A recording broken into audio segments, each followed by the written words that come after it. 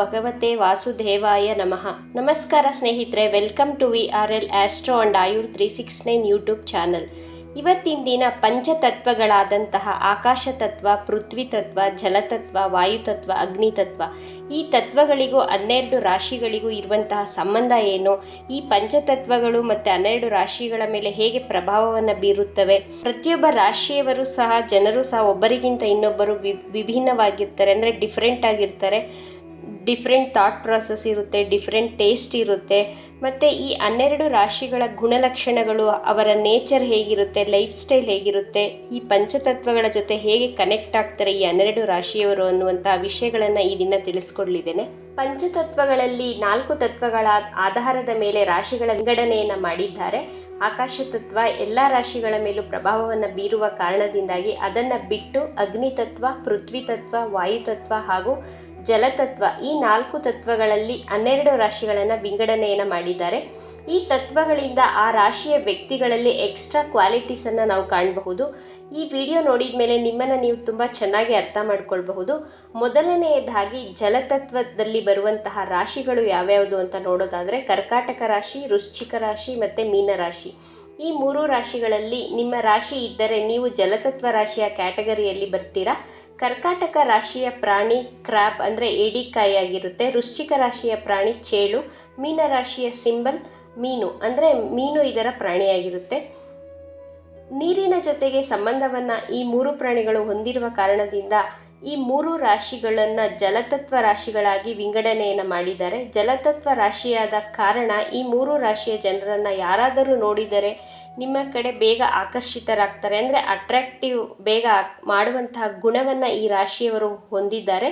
ಜನರು ನಿಮ್ಮ ಮಾತಿನ ಶೈಲಿಯಿಂದ, ನಿಮ್ಮ ನೋಟದಿಂದ, ನಿಮ್ಮ ಲುಕ್ಸಿಂದ, ನಿಮ್ಮ ಸ್ಕಿಲ್ಸಿಂದ ಬಹಳ ಬೇಗ ನಿಮ್ಮ ಕಡೆ ಅಟ್ರಾಕ್ಟ್ ಆಗಿಬಿಡ್ತಾರೆ. ನೀರಿನ ಮತ್ತೊಂದು ಗುಣ ಏನಂದರೆ ನೀರನ್ನು ನಾವು ಯಾವ ಪಾತ್ರೆಗೆ ಹಾಕಿದ್ರು, ಗ್ಲಾಸ್ಗೆ ಹಾಕಿದ್ರೆ ಗ್ಲಾಸ್ ಶೇಪ್ ತಗೊಳುತ್ತೆ, ಬೌಲ್ಗೆ ಹಾಕಿದ್ರೆ ಬೌಲ್ ಶೇಪ್ ತಗೊಳುತ್ತೆ. ಅದೇ ರೀತಿ ಈ ರಾಶಿಯ ವ್ಯಕ್ತಿಗಳು ತುಂಬ ಫ್ಲೆಕ್ಸಿಬಲ್ ಆಗಿರ್ತಾರೆ, ತುಂಬ ಅಡ್ಜಸ್ಟಬಲ್ ನೇಚರನ್ನು ಸಹ ಹೊಂದಿರ್ತಾರೆ. ದೊಡ್ಡವರ ಜೊತೆ ಇದ್ದಾಗ ಹೇಗೆ ಮಾತನಾಡಬೇಕು, ಚಿಕ್ಕವರ ಜೊತೆ ಹೇಗೆ ಬೆರಿಬೇಕು, ಬಾಸ್ ಜೊತೆ ಇದ್ದಾಗ ಯಾವ ರೀತಿ ಮಾತನಾಡಬೇಕು, ಮತ್ತು ನದಿ ಹೇಗೆ ನಿಧಾನವಾಗಿ ಹರಿದು ಸಮುದ್ರವನ್ನು ಕೊನೆಯಲ್ಲಿ ಸೇರುತ್ತದೆಯೋ ಅದೇ ರೀತಿ ಈ 3 ಜಲತತ್ವ ರಾಶಿಯವರು ತನ್ನ ಜೀವನದಲ್ಲಿ ಗುರಿ ಮತ್ತು ಉದ್ದೇಶಗಳನ್ನು ತಲುಪ್ತಾರೆ. ಇವರ ಲೈಫಲ್ಲಿ ಒಂದು ಗೋಲನ್ನು ಸೆಟ್ ಮಾಡ್ಕೊಳ್ತಾರೆ, ಆ ಗೋಲನ್ನು ಅಚೀವ್ ಮಾಡೇ ಮಾಡ್ತಾರೆ. ನದಿಯ ನೀರು ಹರಿಯುತ್ತಾ ಆ ನೀರು ಎಲ್ಲೆಲ್ಲಿ ಹೋಗುತ್ತೋ ಅಲ್ಲೆಲ್ಲ ತನ್ನ ಪ್ರಭಾವವನ್ನು ಬೀರುತ್ತದೆ. ಅದೇ ರೀತಿ ಕರ್ಕಾಟಕ, ವೃಶ್ಚಿಕ ಮತ್ತು ಮೀನರಾಶಿಯ ವ್ಯಕ್ತಿಗಳು ಎಲ್ಲೆಲ್ಲಿ ಹೋಗ್ತಾರೋ, ಎಕ್ಸಾಂಪಲ್ ಆಫೀಸ್ಗೆ ಹೋಗಲಿ, ಸ್ಕೂಲ್ಗೆ ಹೋಗಲಿ ಅಥವಾ ದೇವಸ್ಥಾನಕ್ಕೆ ಹೋಗಲಿ, ತನ್ನ ಪ್ರಭಾವವನ್ನು ತನ್ನ ಸುತ್ತಲಿನ ಜೊತೆಗಿರುವಂತಹ ವ್ಯಕ್ತಿಗಳ ಜೊತೆ ಬೀರ್ತಾರೆ, ಅಂದರೆ ಬಿಟ್ಟು ಬರ್ತಾರೆ. ಅಂದರೆ ಯಾರಾದರೂ ಇವ್ರ ಜೊತೆ ಮಾತನಾಡಿದ್ರೆ ತುಂಬ ಹೋಮ್ಲಿ, ಫ್ರೆಂಡ್ಲಿ ಅನ್ನಿಸ್ತಾರೆ. ಆ ನೇಚರನ್ನು ಅವರಿಗೆ ಆ ಫೀಲನ್ನು ಕೊಡ್ತಾರೆ ಈ ರಾಶಿಯ ಜನರು. ಇದು ಜಲತತ್ವ ವ್ಯಕ್ತಿಗಳ ಒಂದು ಗುಡ್ ಕ್ವಾಲಿಟಿ. ಎಲ್ಲ ಜನರು ಇವರನ್ನು ಬಹಳ ಇಷ್ಟಪಡ್ತಾರೆ.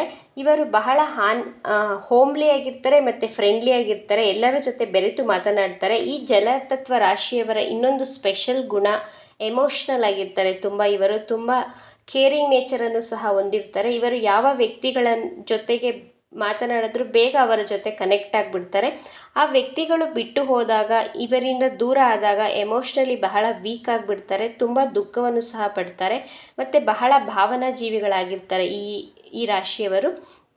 ಇವರು ತಮ್ಮ ಕುಟುಂಬವನ್ನು, ಸ್ನೇಹಿತರನ್ನು ಬಹಳ ಪ್ರೀತಿಸ್ತಾರೆ, ತುಂಬ ಕೇರನ್ನು ಸಹ ಮಾಡ್ತಾರೆ, ಬಹಳ ಸೆನ್ಸಿಟಿವ್ ವ್ಯಕ್ತಿಗಳು ಸಹ ಆಗಿರ್ತಾರೆ.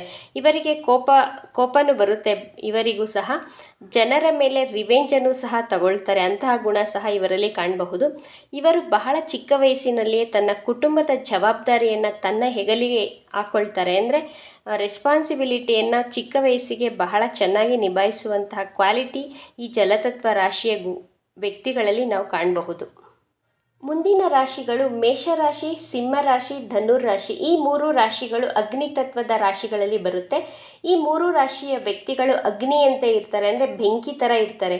ಅಗ್ನಿಯ ಗುಣ ಏನಂದರೆ ಬಹಳ ಪವರ್ಫುಲ್, ಬಹಳ ಹಾಟ್ ಮತ್ತು ಬಹಳ ಎನರ್ಜಿಯನ್ನು ಹೊಂದಿರುತ್ತೆ ಅಗ್ನಿ.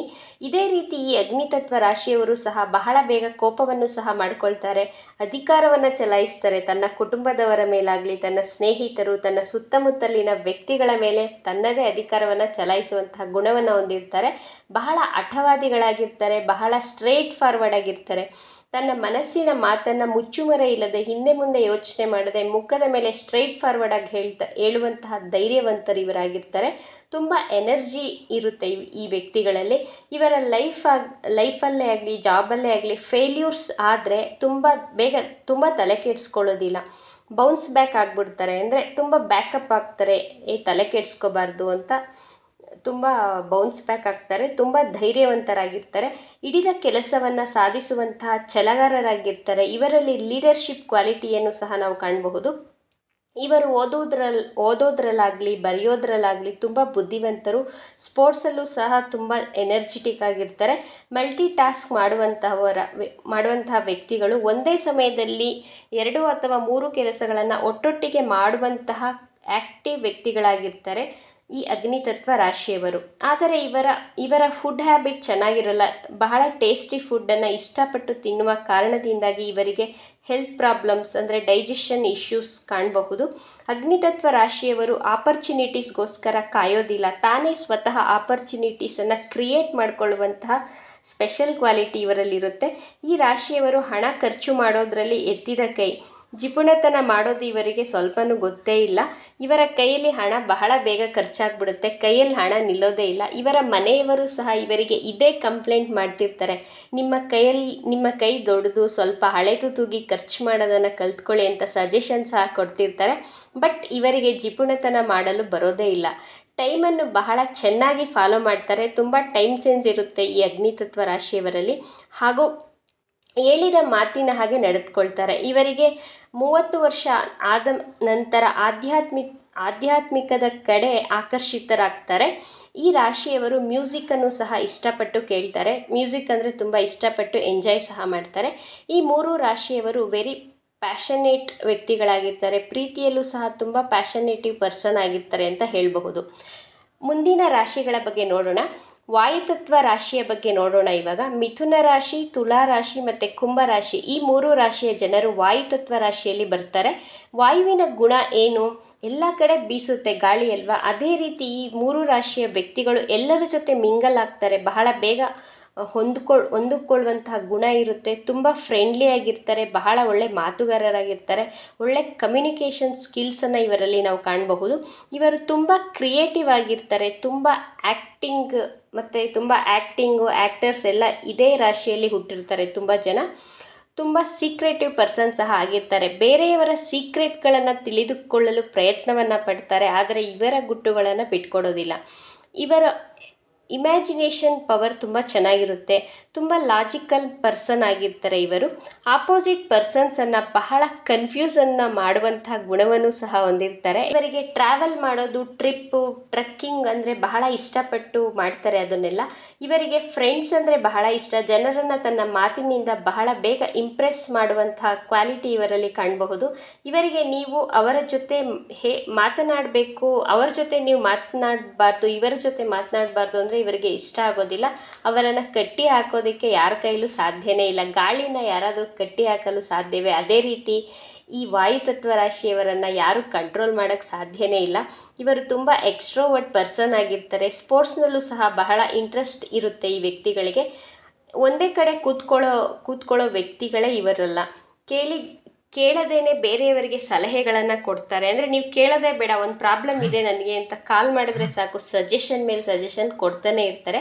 ತುಂಬ ಹೈಪರ್ ಆ್ಯಕ್ಟಿವ್ ವ್ಯಕ್ತಿಗಳು ಸಹ ಆಗಿರ್ತಾರೆ. ಮುಂದಿನ ರಾಶಿಗಳ ಬಗ್ಗೆ ನೋಡೋಣ. ವೃಷಭ ರಾಶಿ, ಕನ್ಯಾ ರಾಶಿ ಮತ್ತು ಮಕರ ರಾಶಿ, ಈ 3 ರಾಶಿಗಳು ಪೃಥ್ವಿ ತತ್ವ ರಾಶಿಯಲ್ಲಿ ಬರುತ್ತವೆ. ಪೃಥ್ವಿ ಎಂದರೆ ಭೂತತ್ವ ರಾಶಿ ಅಂತಲೂ ಸಹ ಕರಿತೀವಿ. ಭೂಮಿ ಹೇಗೆ ಒಂದೇ ಕಡೆ ಸ್ಥಿರವಾಗಿ ಇರುತ್ತೋ ಅದೇ ರೀತಿ ಈ ವ್ಯಕ್ತಿಗಳು ತುಂಬ ಸ್ಟೇಬಲ್ ಆಗಿರ್ತಾರೆ. ಯಾವುದೇ ಕೆಲಸವನ್ನು ಬಹಳ ಸಮಯದವರೆಗೆ ಮಾಡುತ್ತಾರೆ.